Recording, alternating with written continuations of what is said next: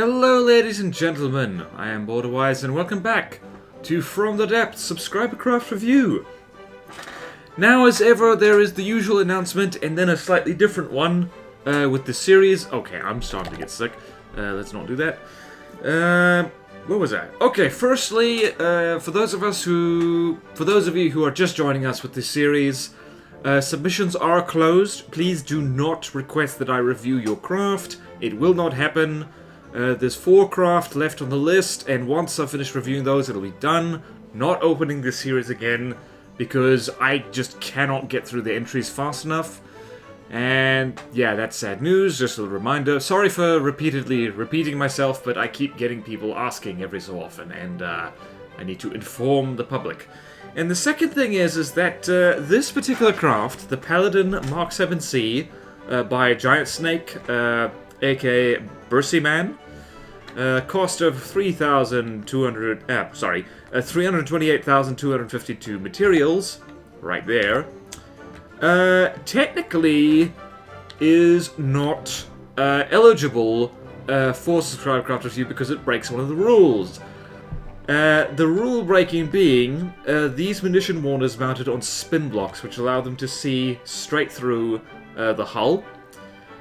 Now, back in the day, I would have contacted the creator of the craft and said, like, this is no good, can you fix this so it's eligible? But there's only 4 craft left, and submissions are closed anyway, and so I've just basically said, screw it, let's just review it anyway, and just, like, it gets a finger wagging. You can't see it right now, but I'm wagging my finger at this craft for doing that, but I don't know. It feels kind of pointless to just send it back and say fix for what is really a subjective criticism, because we've all got our own levels of cheese in From the Depths that we find acceptable, and having made a whole video on spin block propellers and just experimented myself with spin block shenanigans, I fully understand now how tempting it is and just how it can make building a craft way easier. And so I'm being a little bit more understanding of that right at the moment. It's funny how spending months like reviewing craft will do that for you, and trying new things and learning about a game. And in this particular case, it's not really that game-breaking, because well, I think, hang on, let's see here. Yeah, that wireless transmitter is clipping into that block, which is very naughty, Giant Snake, very naughty indeed. But this thing is still on the deck and it's still quite exposed, and it looks like that one and this one are the only munition warners on this craft anyway, so it doesn't actually provide that much of an advantage anyway. If the thing was mounted internally, like in one of the air gaps, like here, for instance, that would be like real serious cheese, but I don't know. We're just gonna give it a pass on that one this time, because the series is ending soon, and quite frankly, like, you know, it's 4 more. Let's not be lazy, and so we're gonna talk about the Paladin Mark 7C. So what is this thing? This is a, well, real-life ship classifications are not ever particularly good with From the Depths craft. This is a battleship, battlecruiser type thing. It's got lots of big guns on it and secondaries and all that stuff. Quite a narrow craft, actually. It's kind of like the ones I tend to build a lot. It's quite long. It's quite narrow. Let's look at the dimensions. It's only 19 meters wide, while it's 146 meters long and 28.9 meters tall, which is including that superstructure. So it's quite a bit of a cigar, so to speak. I'm not sure if the peeps will consider this canoe-shaped, because I don't even know what a canoe is shaped like anymore, because literally everything I build, people say that's a canoe, so I don't know, that's a sample size bias, I guess. But in any case, so what is the deal with this thing? Well, it is tough. This thing takes quite a beating before it finally sinks and is disabled and destroyed, and some of the reasons for that are a little bit iffy. But overall, this is a tough craft, and it survives quite a lot for quite a long time. At least against a craft that are roughly its own cost. Like, you throw this against a kobold, it'll die fast. Like, yeah, I don't know, that goes without saying, really. And it is very, very EMP-proof. It's quite impressive, actually. So, if we look at the insides here, you'll see where here. Okay, so here's some surge protectors already. There's a lot of surge protectors around the AI. Let's turn the UI on. There's heavy armor surrounding the UI. Lots of surge protectors here, there, and everywhere. Okay, none back there. But in particular, you'll see that there's a lot of stone and a lot of wood in the construction of this craft. And in particular, around the turrets, you see this kind of interesting wood and heavy armor formation, which I presume is, that is just meant to be EMP proofing for the heavy armor. Which seems to work quite well. Like, I was testing this thing against the Varanus, which, in case you don't know, is this craft, which, in my Onyx Watch playthrough, campaign playthrough, I was using quite a lot. It's quite a decent craft, really. Let's go here, spawn this in. And the Varanus has honking big EMP missiles with quite a hefty EMP damage, 3,000 each. And it also has EMP torpedoes, and if we go here, let's go find it. Is it that one? Yeah, it has this a particularly weird kind of shell, which is just a squash head with 3 EMP warheads. So, which is actually quite strong. 4,500 EMP damage on these things. So, the Varanus dishes out a lot of EMP, and just when I tested these craft against each other, because they're roughly the same cost. Not like the Varanus is a bit cheaper, but they're roughly in the same ballpark, and they're even similar size. The EMP just really wasn't doing much to this craft, because not only is it filled with surge protectors, it has got that particular kind of design that is a very good idea for craft, in that it is built like a Faraday cage. So it's got conductive material on the outside, and then it's got an inner layer of non-conductive material, which in this case is stone, wood, and even heavy armor. So this is kind of a weird, not what I'd call an optimal armor design, because using heavy armor like this is tends to make craft quite heavy and expensive. But it kind of works. Like not optimal, but it's not terrible either. So that's worth noting. Quite a tough thing. It's also got redundancy, so that's very nice. It's got a front rudder here, so that if on the back all the rudders get shot off, it can still steer. It's got this ram on the front here, so if you say you tell it to charge into an enemy, even if all the guns are disabled, you can potentially still do some damage. Not amazing. This is not a dedicated ramming craft by any means, but it's got this little cute ram in front here, right on the wave breaker, which I believe is what that bulge is usually called on ships.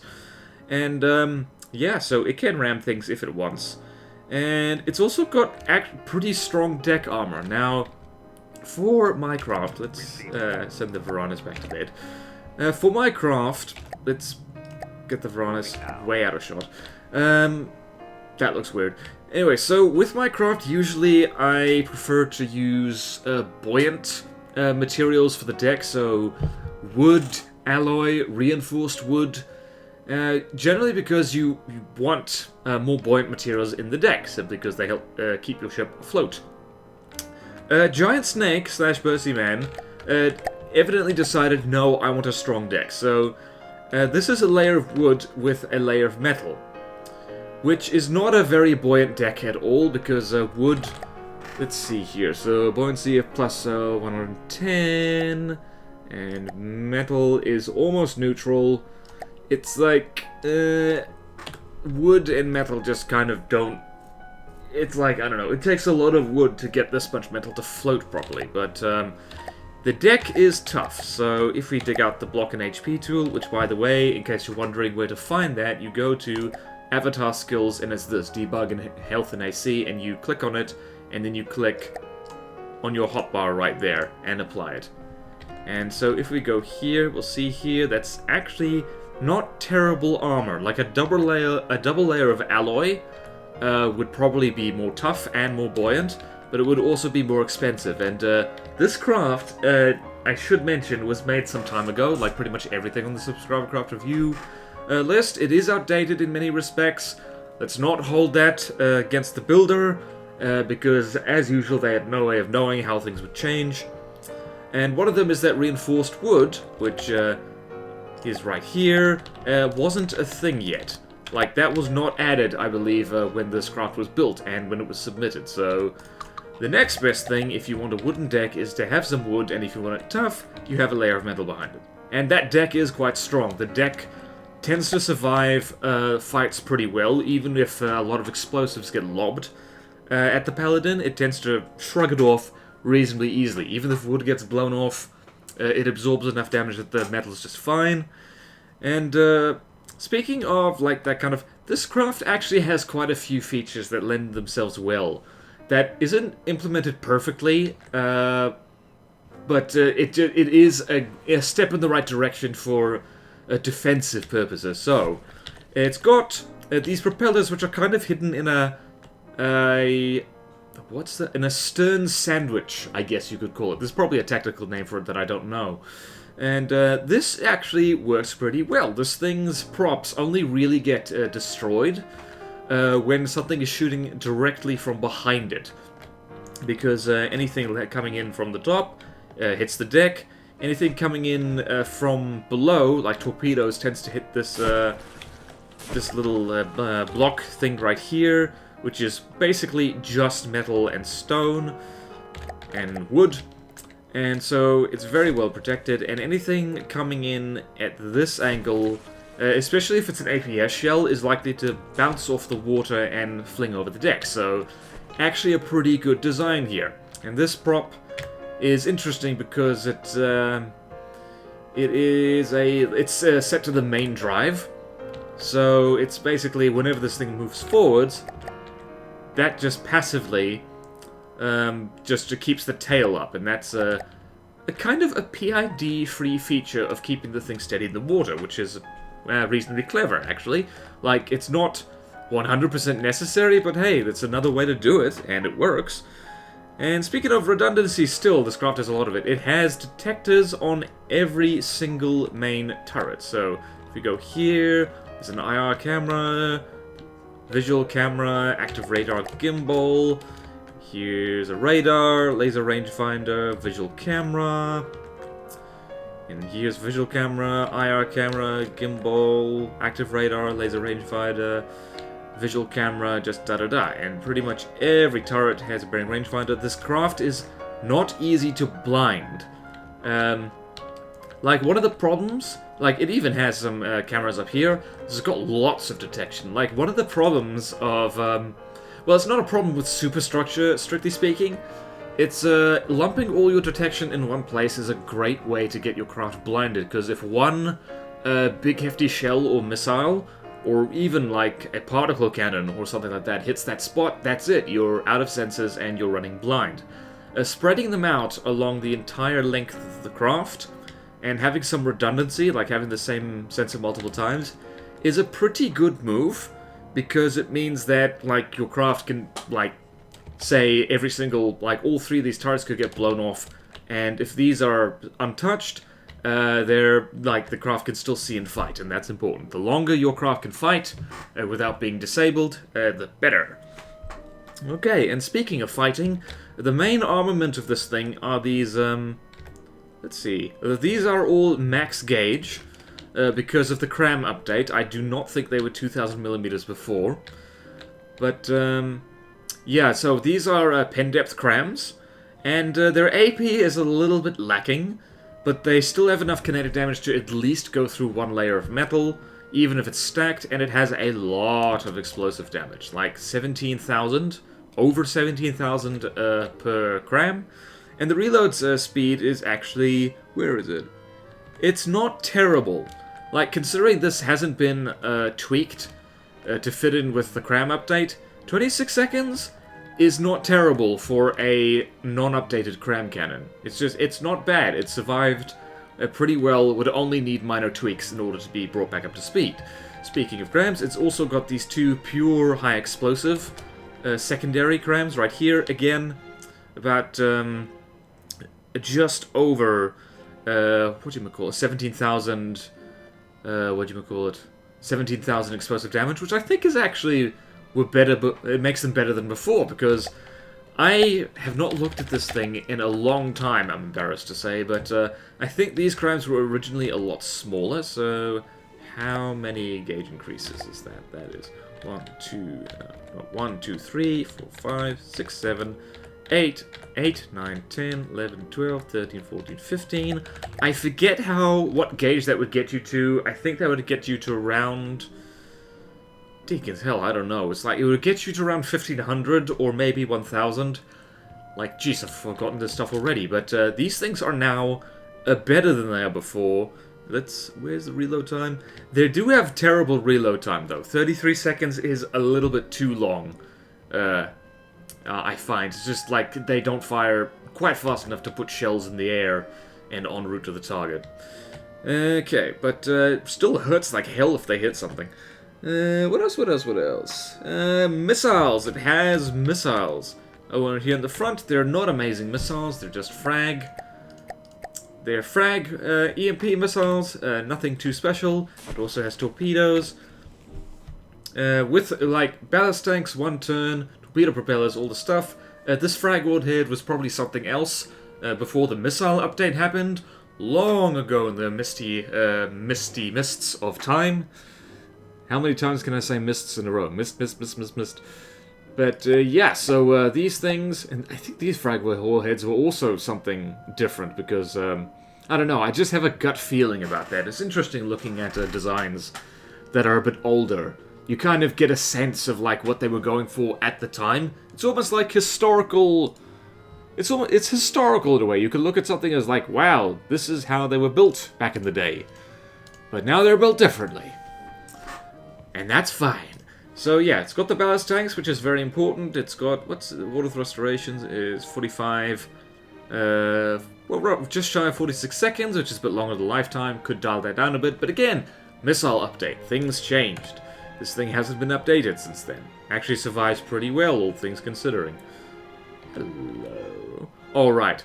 And yeah, so it's got 1, 2, 3, 4, 5, 6, 7, 8, 9, 10, 11, 12 of those exact torpedoes in 3 turrets underneath here. Like, we're talking old style tier torpedo turrets underneath.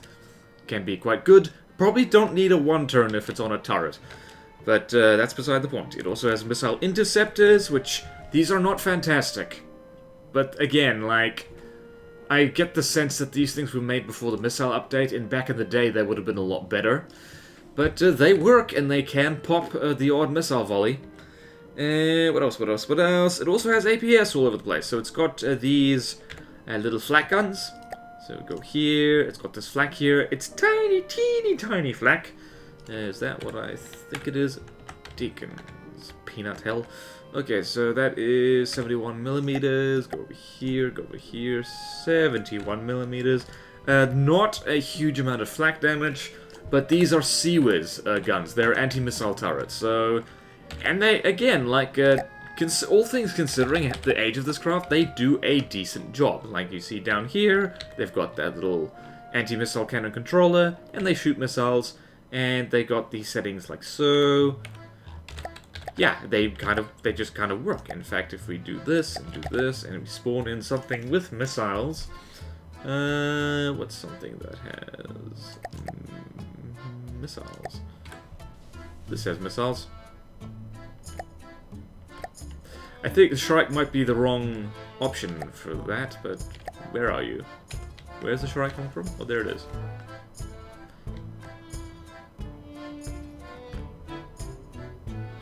Let's see if this works. It'll drop its little bombs. And turret should whip around.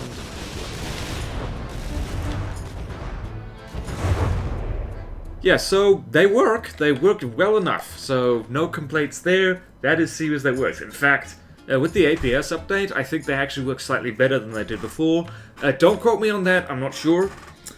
And what else? Oh yeah, it's got these little kinetic guns right here. Back in the day, these would have been a lot more scary. I think that's 36. Yes, it is. So, no, these are the frag guns. My bad. My bad. I just forgot. What on earth are they? 36. Yeah, so these are the frag guns. I forgot to check the gauge. That's why I did the thing. That's why I did the thing. Okay, that is 36 millimeters. Alright, I was right the whole time. Nobody panic. So these are frag guns. They're pretty boring, average frag guns. Back in the day, armor-piercing head would have been a composite head, which would have made these things a bit faster. Does it still do that? Where's the frag head? It still does that, so... Nice, fast shells, just shy of 1,000 meters per second. Very quick. And, well, not super quick, but pretty darn quick. And not amazing frag damage, because the angle's too narrow. More on that later. Mention the EMP proof. Controlled by PIDs, it is rocking around a little bit in a manner guaranteed to make you seasick. Where are them PIDs? I think it's a PID. I'd be very embarrassed if it's not a PID. Might not be a PID. Wait, there's one way to find out.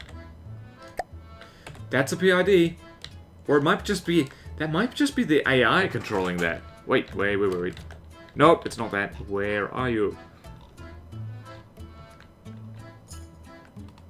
Can I... I can't search for a block.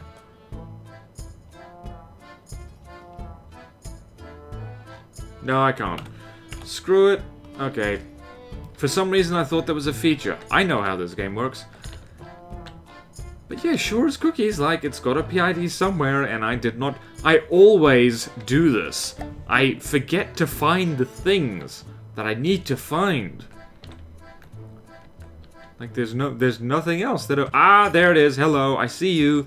There you are, roll PID. Interesting settings on this, but, hey, if it works, it works. It is rocking back and forth in a way that's even making me ill, but apart from that, it's okay. Alright, so, yeah, that's all the pros. Now we're on to the cons, which, hopefully is not a tremendously long part of the video. Let's talk about the armor. So, overall, this craft is quite tough, but each individual, which is a good thing, just in case you were wondering, but, the individual reasons why this craft is tough are taken each on their own kind of bad.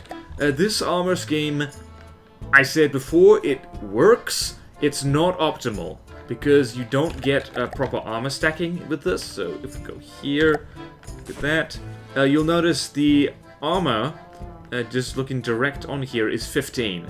That is because this metal beam only has slopes behind it, and slopes orientated in this way do not confer an armor stacking bonus at all. You can say that they do confer a wee air gap for heat and hash shells, but if you're going to do that, you might as, like, there's no point to this little air gap here, apart from buoyancy, I suppose. But I'm not a fan of, like, relying too much on air pumps for buoyancy, because once you get holes in you, that's kind of it. And also, once this layer of metal is gone, a hash in particular is really going to tear this up. And it does. I have seen it. So yeah, armor stacking does not work this way. So if you want the armor stacking to still work and still have that lovely air gap, which is not a good idea with heavy armor like this.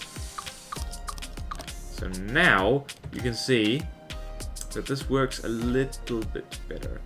Tiny bit better. Not perfect. Not sure if you can see down there, but now we are getting that armor stacking bonus. Where did I make the magic happen? So, right here. Now it's 20. There it is. 20, 19, 19, yeah. So basically using slopes like this is not a good idea because you have a tiny air gap. Fragments don't have, like, they don't have time to spread out and mitigate the damage. And it's heavy and it's expensive and it's just not very good. And speaking of armor, having that, you should not overcommit to armoring at the waterline at the expense of below the waterline, because there's important stuff down here. So you'll notice there's one layer of metal on the bottom, and then it's right into the fuel tanks and the general purpose processing of the AI, which is important because while it's difficult to snipe off completely all the detectors on this thing because there's so many, torpedoes coming in at this height, they only have a layer of metal, a layer of stone, and a layer of alloy to deal with, and a big torpedo can easily get through that, like, with no problem. And it wrecks this alloy thing. And this, in fact, reminds me a lot of how I used to build ships, this kind of diamond cross-section hull.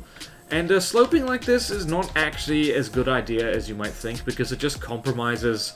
It's more blocks for less armor stacking, and it ends up making your craft like kind of uselessly wide, which is ironic because this craft is not that wide to begin with. It's only 19 meters wide. So yeah, it's better to have a kind of thicker stack and just have just like less slopes like this below the waterline, if that makes sense.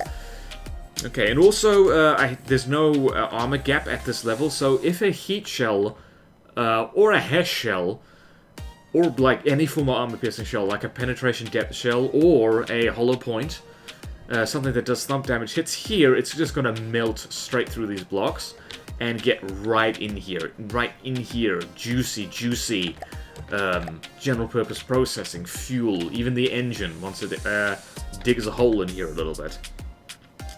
And speaking of, I don't know, not speaking of digging holes, that doesn't make sense. There is a little bit too much single block usage that is unnecessary. What is this even doing here? It does not need to be here. Like, I'm trying to remember now, was this thing made before 3-meter beams were a thing? It can't have been. It can't have been. No, it can't be that old, no. Well, if I can't find a 3-meter beam on here, I'll have to assume that. Gee, ye gods, I'm slow with reviewing these things, aren't I? But yeah, so, like, single block spam, that's something that definitely should be fixed for the sake of the CPU, if nothing else. And I did kind of think at a point where, because it kind of has them towards the extremities, towards the front and the back, and, like, there's no excuse for this. Sorry, there were 2-meter beams available when this was built, for sure. Like, putting 2 stone blocks like here. The one thing I can think of is aimpoint spoofing, but when this craft was built, regular aimpoint was still very much a thing, which is why I believe the ammunition is all the way in the back. Let's see here. Okay, there's some ammo. That's not all the ammo. Can't be all the ammo. Help me spot ammo.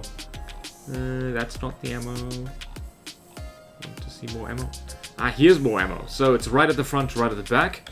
Back in the day, with aimpoint selection being what it was, aiming first for ammo barrels and then for AI, ye gods, can anyone remember that? Those were terrible days. But yeah, back in the day, this would have worked pretty well, because the extreme ends of the thing would have prevented all the weapons on the deck from being shot at. Now, not so good. It basically means that you've sacrificed armor protection for them in order to place them like at either end. Okay, so there's that. And speaking of armor, like, the only reason I'm saying this is because I now cannot live without my precious metal portholes. But for especially these top detectors and these cameras, one of the best tricks by far you can implement in order to make them more survivable is firstly screw radars. I hate them, so let's do that just for demonstrations. Metal portholes are your best friend. So these are all visual cameras doing something. This is very ugly, so apologies for that. Doing something like this. They can all see out, but now they essentially have something with the health and armor of a metal block covering them. That looks... Okay, If I prettied that up a little bit, it would look a lot better. But, like, yeah, it looks weird, but I find this is an absolute godsend. So, yeah, armor your cameras, and that's actually one of the main reasons to use cameras as opposed to anything else in detection-wise, is simply because you can armor them, you can cover them. Like, even if you can't cover them with portholes, which you absolutely should, you can at the very least put layers of glass in between them. You can put... Yeah, so it's basically these portholes and glass and all that kind of wonderful stuff you can use to just to guard your cameras. And so, highly recommend that, because they are vulnerable. There's a lot of them, but they need that redundancy, because otherwise, like, they all get blown off too easily. And what else? Ah, the missiles. So, coming back to the missiles, where are they? Here they are. You'll notice that there is no APM or target prediction guidance on these things. So, that is this thing, and that is this thing, and you need these. These, like, at least one of these things is non-negotiable for the vast majority of missiles. There's just no reason not to have them. Like, at all. Simply because, like, they make tracking a target so much easier. And I will demonstrate that by spawning in something that this graph will have a lot of trouble hitting. So let's spawn in a Predator X. And watch the missiles. I think the Predator X actually has... I think it has missile decoys, so this isn't... It does have decoys, but you'll see the problem here is that these missiles, they're kind of fast, but they're chasing the target instead of trying to lead it, which means that fast craft can outrun them, and that's bad. So let's see, one more volley, assuming it can hit. The Predator X is incredibly hard to hit, by the way, so because it bounces up and down and does that kind of sine wave motion. Let's see, are these things going to fire yet? Both on God mode. Apparently they're not firing. Don't know why that is. They might have a... Do they have a minimum range? They shouldn't have a minimum range like this. Ah, that is another problem. Let's see... Maximum speed to engage, range bracket. No, they're just not firing. Oh, they have a failsafe. Oh dear, I didn't even notice that. Yeah, you don't need failsafes with missiles unless they're on a turret. And speaking of which, you'll notice this thing, let's see, is it going to do it again? Is it going to do it again? Yeah, it's launching its torpedoes at an aircraft, and that is because... see here. What the balls is going on? Okay, so you see here, the altitude bracket for the torpedo turrets is not set. So maybe that was reset with an update. I don't know, but maximum altitude is 2,000, which is a bit out of the range for a torpedo. And let's see. Actually, hold on. Double checking here. Do the torpedoes have any? They don't. They also don't have any form of extra guidance. Like, at the very least, target protection guidance is very important for a torpedo, simply because they're quite slow.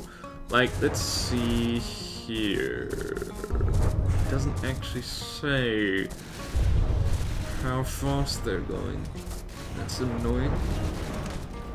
Protection range. Why does it not say? I guess it just doesn't say in, like, for torpedoes how fast they move. Which is annoying. But yeah, they don't have any guidance, and their altitude settings aren't set, and that's a bit of a problem. There's also a little tiny little nitpick to do with detection systems, or rather AI components. So this is a dirty trick that I do all the time, and that is you don't need a physical connector. If you're setting up your detection, you can just do this. Just use shift replace on the block underneath it. Wireless receivers do connect directly to detection systems, and you can just save yourself the space and cost of an AI connector. They are very cheap. And but yeah, it's like, you don't need that. You don't need that. Particularly, they save space quite well. So yeah, that's a tiny little nitpick. I mentioned that. Aha, Cram Tetris.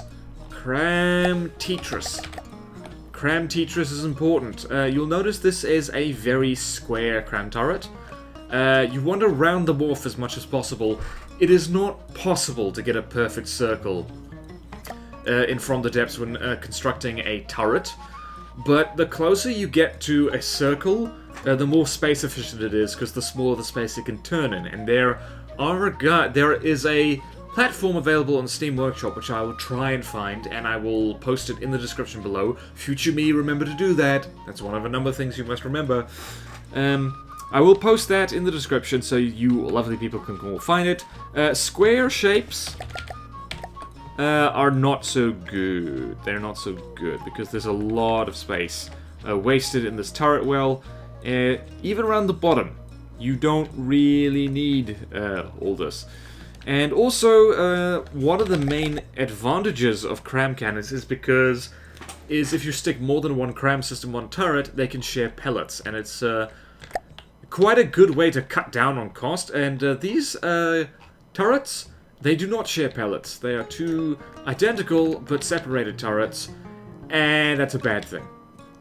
Put bluntly, it's like there is potential to make both turrets stronger if they share pellets in the middle here. Let's actually see, what is it here? It is this kind of the standard Tetris Diamond that they've done here. Them being Giant Snake.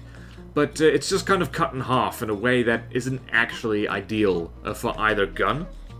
So that's not good. In contrast, by the way, these... where is it?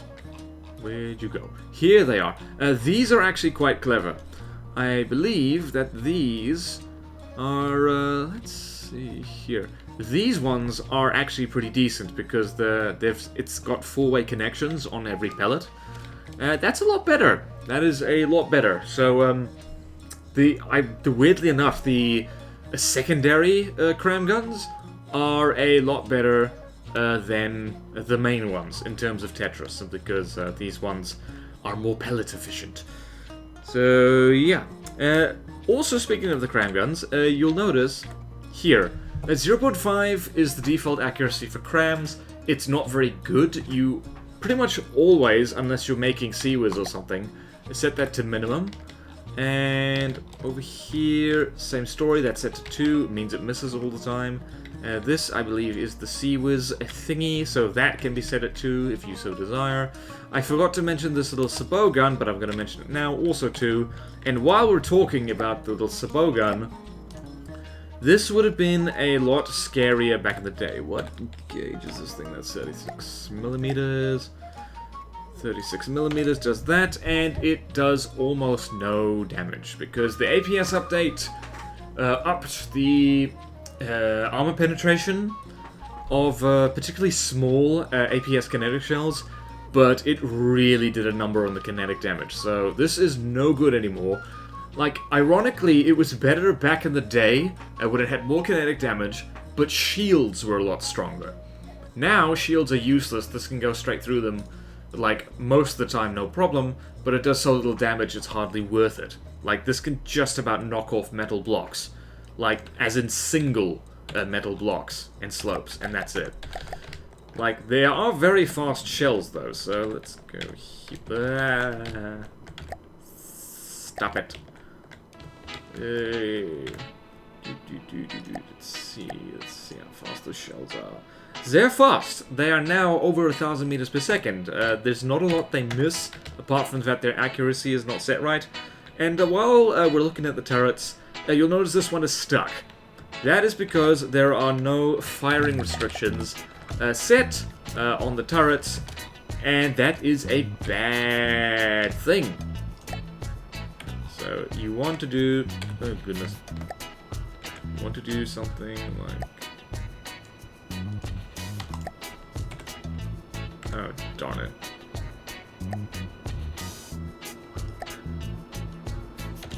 something like this on the turret and on each of the firing pieces. So go here, flip, and that should stop the thing from getting stuck. Yeah, so that's important to do, and every single turret needs that. In particular, because of the turret arrangement with this kind of... I forget what it's called. There is a technical name for it, but it's like low, high, low. This one, these lower ones, tend to get stuck behind things like that. Let's see if we can demonstrate that with this.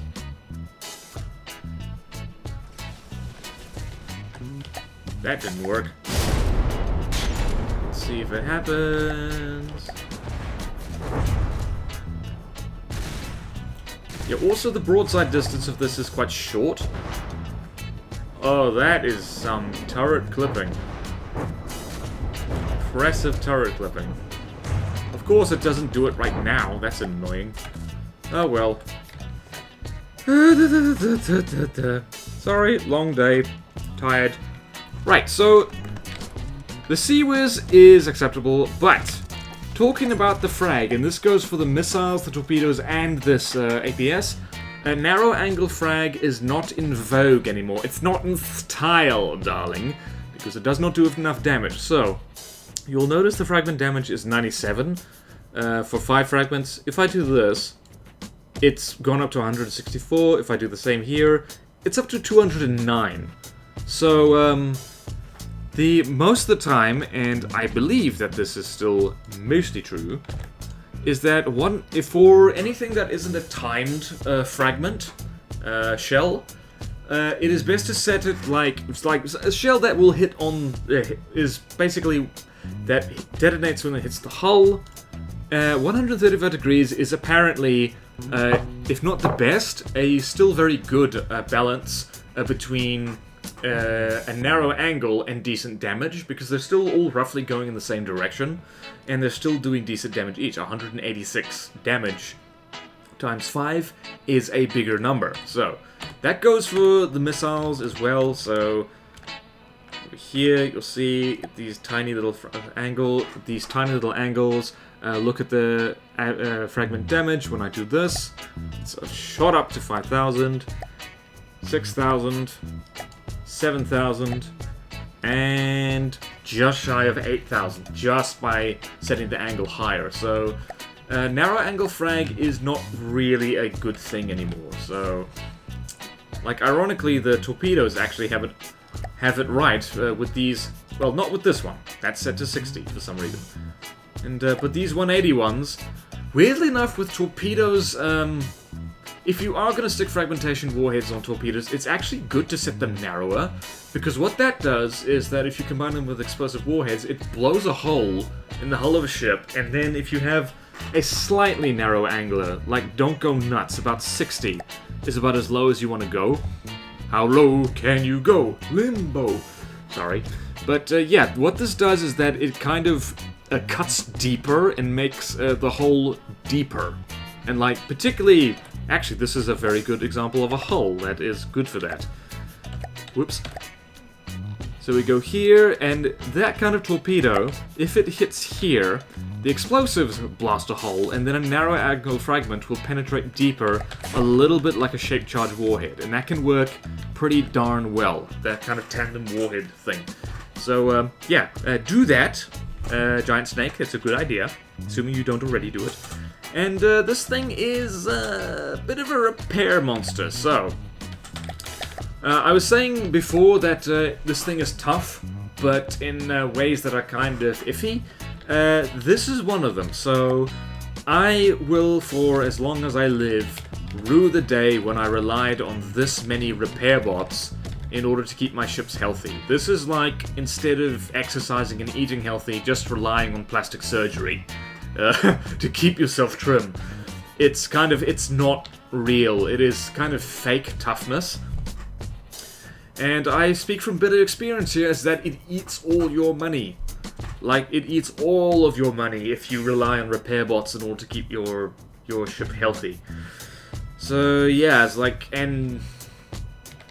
yeah, like, for the record, that's specifically campaign craft I'm talking about here. For tournament craft, they can get away with that a little bit more easily because of the... like, depending on the rule set, the rounds are shorter and you do want to repair any damage quickly so you can keep fighting and win the tournament match and by proxy the tournament. The one tournament I've entered so far, my craft did very poorly, precisely because it didn't have enough repair bots. So the moral of the story is that I can never win, no matter what I do, and that is c'est la vie, mon ami. I turned French again. So, it's a repair monster. It's also an ammo processor monster. You probably spotted earlier just how many ammo processors it is. Arguably this is more necessary these days since ammo doesn't regenerate, but this is a lot of ammo processors. Like, let's count them. Can we even count them? So, 1, 2, 3... 1, 2, 3, 4, 5, 6, 7. 3 times 7 is 21. 21 ammo processors is, I think, a bit much for this. But even with that many, it still can't keep up its ammo demand because, and again, this is no fault of the creator, this is just the nature of, like, from the depths updates, things change, is that APS is more ammo expensive now, much so. Missiles and torpedoes are much more ammo expensive now. And crams are also much more ammo expensive now. So this craft does not have big enough ammo reserves to keep all its weapons firing at full capacity. And that's just because of the updates, so you need more ammo compartments in order to get that going. So yeah, it also has, you would have seen this pop off, it has sonar buoys as decoys. What the fudge is this? Why does it have a torpedo propeller?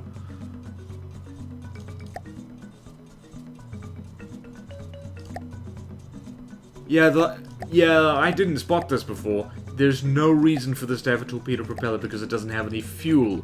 It can't do anything. So yeah, that's a double whammy, is that, again, this is probably because this craft is a bit old, but you do not need these things, sonar buoys as decoys anymore, because, especially you don't, where is it? Here it is. Okay, so you don't actually need to, well, A, you don't need to have buoy holders connected to the AI in order to serve as decoys, and 2, you don't need sonar buoys or radar buoys to serve as decoys anymore, because for those of you who are not aware, you have this wonderful thing called a sonar target simulator, which does not require the buoys, and it actually gives off, I think, let's see, it's either stronger or just as strong, so yeah, it is twice as strong, and that's just due to the new signal strength method of how countermeasures actually work in From the Depths now. It's kind of more logical. There's a little bit of RNG involved, which I absolutely despise, but that's kind of how it goes. But yeah, Sonar Target Simulator would be a lot better for this right now, because it's cheaper, because you don't need the friggin' buoys, which, you don't need the buoys. You don't need the buoys to have a good time, which costs 60 materials each. Which does add up. That's, if you have 4 of them, that is 200, let's see, 60, 120 times 2, 240 materials immediately. They're gone. And that is several fewer metal beams that you could have used. And now you feel bad. You probably don't feel bad. No one feels bad. And, speaking of bad, back in the day when this thing was first made, shield projectors were a good idea. I hated them, but I admit they were a good idea. These days, not so much. So, let's see here. Let's turn this off. And let's turn this off, hit caps lock, and let us spawn in a color. Stop it. And stop it. So go here, the shield is in reflect mode. This is a strength 4 shield.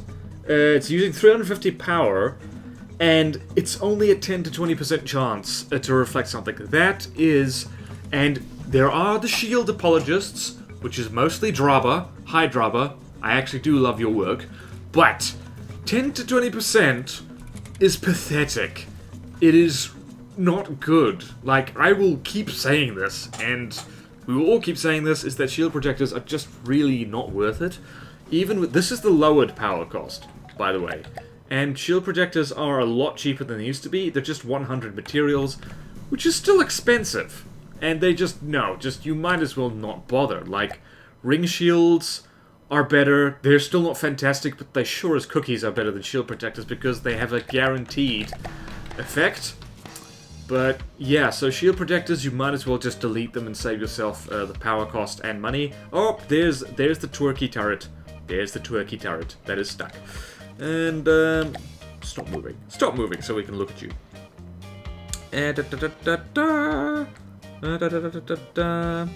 Oh yeah, and this thing, even though it has these little secondary frag guns and these little secondary sabot guns, it does not have a secondary AI. You'll notice there's only one AI on this thing. So, if I spawn in something like, oh, I don't know, let's go with a Barracuda.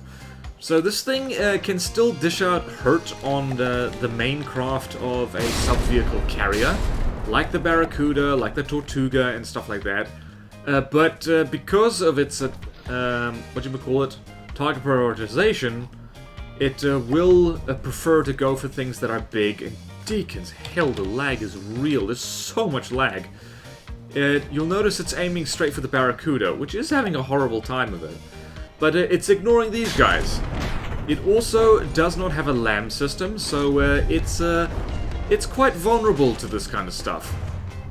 So you notice these little guys are getting shot at, and these are radar-guided missiles, so they are being turned towards the target here.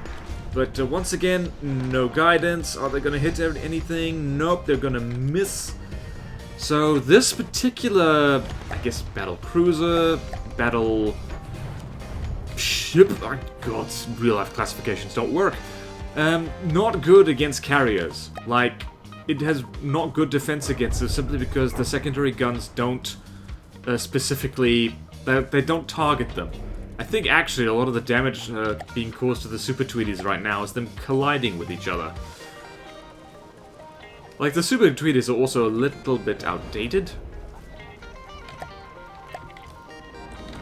Yeah, look, let's do resources. If you'll see how fast this thing is burning through materials.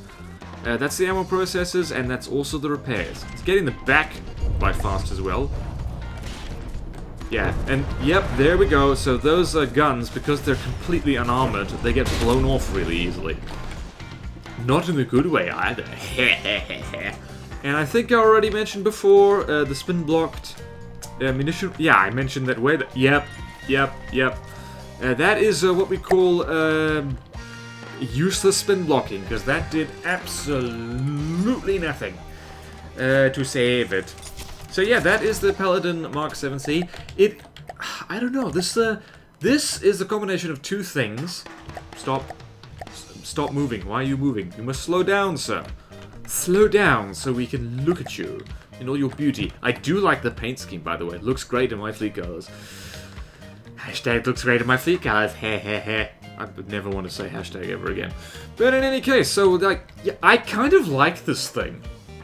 It's not, I would not call this a expert or masterwork craft. This is kind of journeyman, which is like, I don't know, like this, is there even character? This is not a beginner craft. Oh, no. When Giant Snake built this, they were getting quite a good handle on how to build a craft from the depths. And this hull shape in particular actually looks pretty darn good, if I say so myself. But it probably would have had issues back in the day. And it's got issues now because of it's an older design and certain bits of it haven't aged well. But both of those things, as in the things done less expertly when it was first built, and the things that have not aged well, both of those things I think can be fixed reasonably easily. So, Giant Snake, Ursi Man, if you want to come back to this, and you want to fix it, I don't think you'll have too much trouble with it. Like, perfectly understandable if you don't want to. Sometimes just you want to move on to bigger and better things, we will do that. But I reckon, like, yeah, just a bit of a touch-up, and she'll be alright, mate. So, I'll also be providing a workshop link to this craft, so if those of you who have a spare minute on your hands want to play around with this thing and perhaps tune it up, bring it into 2020 from the depths territory. Yeah, because it has been, like, this thing was submitted, like, not this year. I don't even think it was last year. Maybe it was last year, I don't know. But yeah, if you want to do that a go, there will be a workshop link. So, that is the review. So, thank you very much, Giant Snake, Bercyman, for submitting this craft, and for being very patient while I, like, finally getting around to review this thing. I am very slow, I understand that. And thank you all so much for watching. Please like, comment, subscribe if you want to see more videos like this. Support me on Patreon if you like, it really helps. Thank you to all my current Patreon supporters, and I will see you next time in From the Depths. Farewell!